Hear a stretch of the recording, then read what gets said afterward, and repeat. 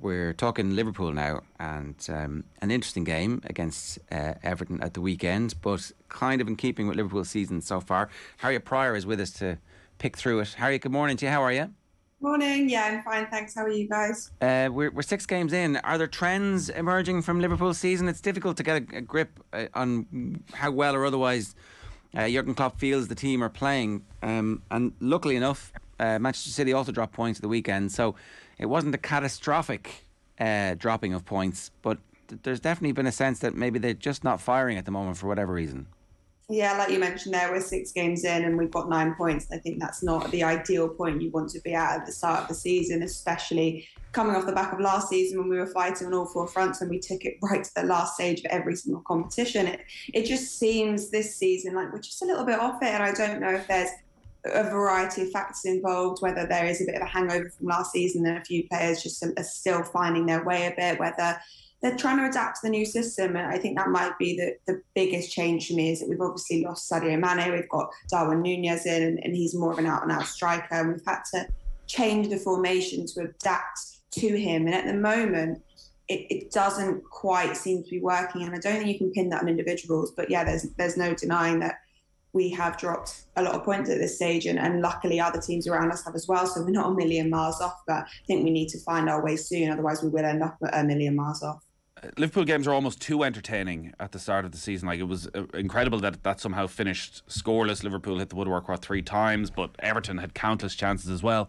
It's hard to remember, with the exception of, and maybe it's not an exception looking at this season, a couple of years ago with all the injuries, where Liverpool are got at so easily. Like, every time a team comes forward, there's these massive gaps, and it does feel as why Everton's a little bit off.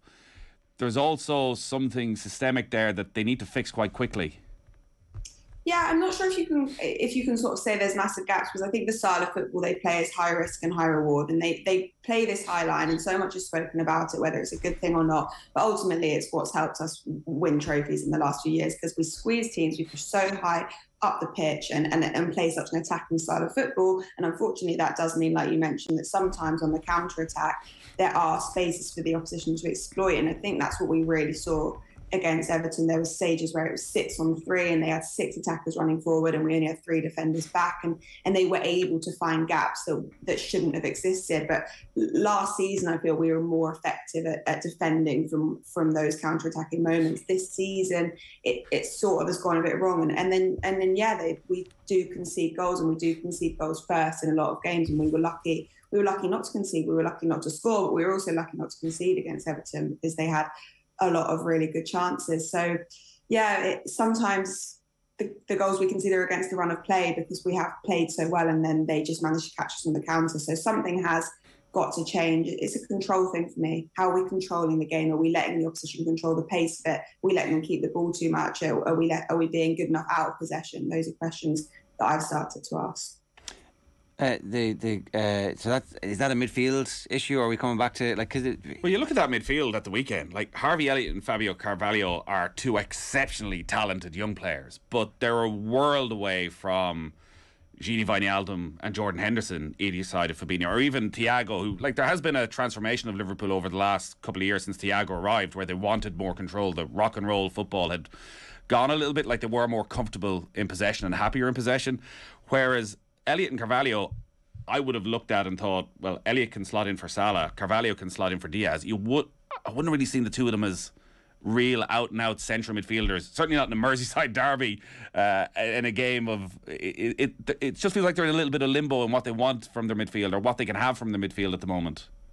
Yeah, there's obviously a lot of injuries, and you mentioned some of the names there. Thiago hopefully will be back next week. Carvalho, for me, he hasn't got a best position yet, and you're right, he's a really good, talented young player, but is he going to play in midfield long term? Probably not. Probably will be more of an attacking player. Elliott, I think, will be a out-and-out midfielder, but yeah, the balance is looking a little bit off in most games in that midfield, and Liverpool's midfield is a difficult place to play because it's just very functional. It supports the fullbacks going forward. It provides chances for the attackers, but it also just shields the back four. And at the moment, it's just not quite clicking. And I think it is funny because you look at the team at the weekend, and Carvalho, Elliott, Klopp did everything to make sure that we would score a goal and that it wouldn't be a 0-0, another 0-0 in the Merseyside derby. But it just didn't come off, and for whatever reason, I do think that the midfield is a slight problem, but I think that's more caused by the shape. I mean, we changed to a 4-2-4 at the weekend with only two midfielders, Elliott being one of the two, and that for me doesn't work.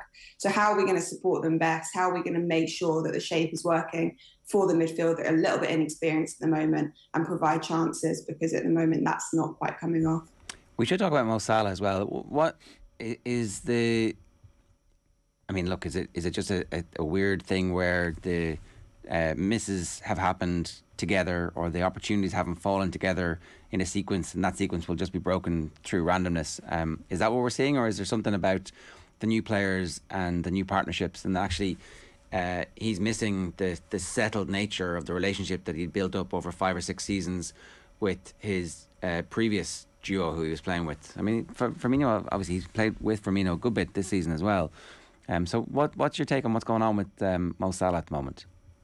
Yeah, he has obviously missed chances that you'd expect him in previous seasons or previous games to have finished. But I think for me, it's again a shape thing where he feels so far away from the goal in a lot of games. Like Firmino, he comes on and he drops so far back. Salah's just pulled really far out wide, and I don't know if that is to facilitate Darwin coming in and the fact that they haven't quite formed their partnership yet, as hopefully they will later on in the season. So yeah, for me, it's less that there's a problem with him as an individual. It's more that he's just a bit far away from goal to even make the most of opportunities that come his way. So yeah, it's that one. Long term doesn't particularly worry me. I think they'll work that out. I think he'll work out the positions he needs to be in to help Darwin, and Darwin likewise with him, because I still do think some of the connections on the pitch have worked well, like Harvey Elliott and Mo Salah's sort of relationship on the pitch they're building is going well for me. So it's an interesting one, but I would like all of the attackers to start finishing some of the chances they get soon, because hit the post twice on 3 times, I think, actually, at the weekend. And it's frustrating when you just think, one of those chances has got to go in, but they don't. So, yeah, the finishing ability, but we know that's not a problem. It shouldn't be a problem. So, yeah, I'd just like to see Salah and Diaz getting a little bit closer to the goal in the next few games. It's interesting when you said duo there alongside Salah, and you're talking about Nunez and Diaz, or Firmino and Mane. I was thinking more Henderson and Alexander-Arnold as the duo for Salah, because who got the best out of them. Because so many Liverpool goals over the last 5 years come the same way, where there's the overlap from Alexander-Arnold. Salah just step back, he'll pick the ball up on the edge of the area, something will be created from there, and the cover that Henderson provides to allow Alexander-Arnold to get into that position. And I don't think you can underestimate the importance of Henderson's injuries and decline, a natural decline, on Liverpool's struggles. The energy he brought, like, I've been saying this for years, maybe the most underrated player in modern football has been what Jordan Henderson has done for Liverpool, and how he allowed Alexander-Arnold play his best, how he provided so much cover, so much energy, intensity to the style of football that Jurgen Klopp wanted. Like, their record in big matches for years with Henderson when he played in the middle of midfield was insane. And now he's just not quite there. He definitely looks like injuries are getting on top of him a little bit. He's making very uncharacteristic mistakes. And how they replace him is maybe the most important decision. And you do wonder if they've been a little bit hesitant again, Harriet. I heard Jamie Carragher last week saying, like, they probably need a full new midfield over the next 12 months. Like, they'll be looking at 2 or 3 players. And should they've gone and they'll have their targets. Should they've come forward and brought one of them and spent the money now? Because there is recent history of Liverpool delaying, whether it was centre halves when the injury crisis struck, whether it was sticking with Loris Karius for a season too long. Would you be worried already that you'd be reflecting on this season going, they've left themselves short in midfield, when it was obvious from the start of the season that they might be short in midfield? Yeah, I think there's a few things to reflect on there. I think you're right to say it is sort of a problem on that right-hand side. It is that link up between the three of them, and he takes Trent off in the second half of the weekend, which I didn't think helped us to create any chances at all, because, like you say, so many of our goals come from Trent assisting Salah, and that connection on the right with Henderson a key part of that.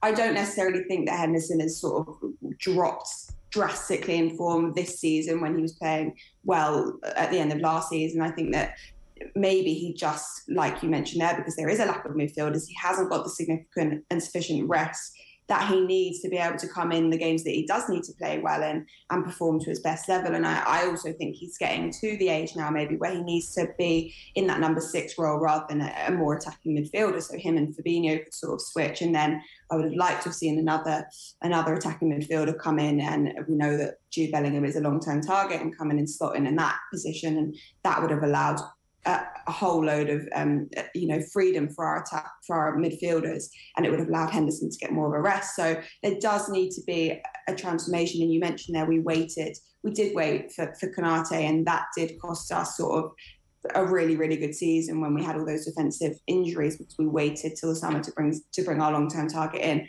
And I do feel a little bit like we've done that again. We've waited too long, and we know that we want Jude Bellingham, but is he even going to be available next year? Do we know with certainty that we're going to get him? Absolutely not. So I would have liked to have seen another attacking midfielder come in. Obviously, we brought in Arta. We don't know what he's going to be like, where he's going to slot in yet. So we've got to bide our time a little bit and see how he gets on. But yeah, definitely providing Henderson with a bit more rest is key moving forward, especially if he's starting to pick up a few more injuries. And then the same goes for Thiago and Fabinho as well. But yeah, definitely need a bit of revigoration in that midfield area going into next season in particular.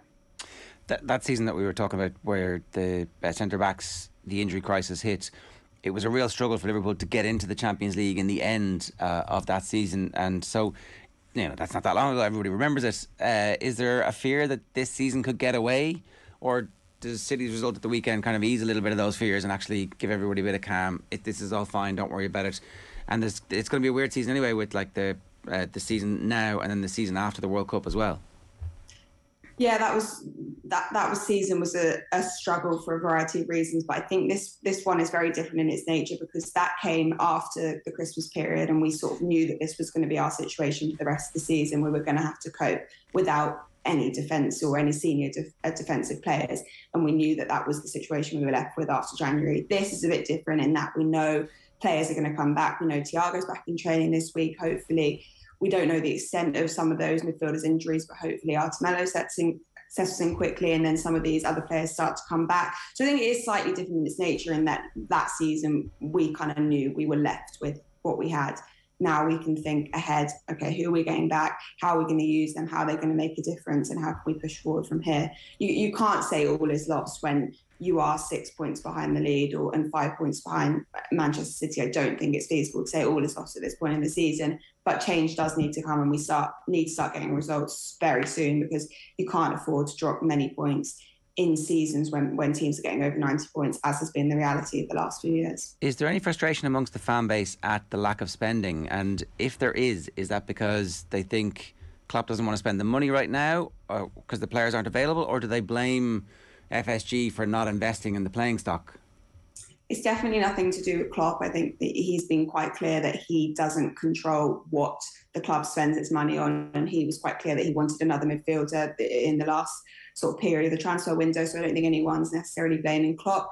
There are obviously elements of the fan base that would like to spend more money on players, and that are frustrated that FSG haven't come and done that, and that they feel that other teams have had so much money spent, especially in this window. You look at Arsenal, Tottenham, City bringing in more players, and why have we not brought in more? There will always be fans that want more players in, and I think that's absolutely fair enough. So I don't think that it lies on Klopp, but I think there is a part of the fan base that is frustrated at FSG and the fact that there hasn't been more investment in a team, because we feel this is a team that could win everything because there's so much raw talent in there. And I think, just one or two more reinforcements would go a long way. But maybe in January we'll see where the situation lies, and another player will be brought in to sort of ease those difficulties. We'll see. That frustration never really, or this is a question, does that frustration ever find voice amongst the fans in form of protest, or how does it manifest itself? Not really so far. I think mainly I just see stuff on Twitter, to be honest. So I'm not sure. I'm not sure how much I can comment on that. But no, not at the moment. I think you can, look at Manchester United and the situation they're in with their ownership, and there is protest and a lot of discomfort. I think most elements of our fan base can recognise there are strengths of FSG and there are weaknesses as well. But we'll see what happens in the future. But no protests yet. The Champions League group, nice of Manchester United to sign all of Ajax's best players to make sure that it's a much easier Champions League group for Liverpool. Obviously, they've got the trip to Napoli this week. The squad is the squad big enough at the moment, Harriet, to be able to compete on all four fronts the way they did last season? Yeah, I think the Champions League will be a welcome change, to be honest. It would be nice to be in another competition and put the struggles in the Premier League to the back of their minds a bit.